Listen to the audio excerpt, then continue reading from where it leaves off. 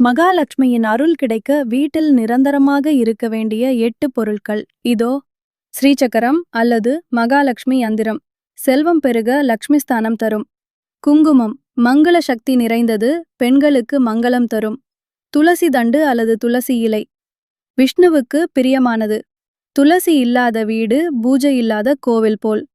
பஞ்சகவ்யம் அல்லது கோமியம் நெகட்டிவ் சக்திகளை அகற்றி பரிசுத்தம் தரும். தேங்காய் அல்லது கலசம் பூரணத்தையும் சாந்தியும் தரும். சந்தன கட்டி அல்லது சந்தனத்தூள் லக்ஷ்மி தேவிக்கு விருப்பமான வாசனை. கற்பூரம் தீய சக்திகளை விரட்டும், நறுமணம் தரும். வெள்ளி பொருள் அணிகலனாகவோ பாத்திரமாகவோ செல்வ சக்திக்கு அடையாளம்.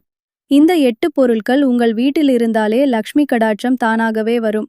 நல்ல சக்திக்கு வழிவிடுங்கள், வீட்டில் இவற்றை தவறாமல் வைத்திருங்கள். இந்த வீடியோ உங்களுக்கு பிடிச்சிருந்தா லைக் பண்ணுங்க, ஷேர் பண்ணுங்க, சப்ஸ்கிரைப் பண்ண மறந்துடாதீங்க.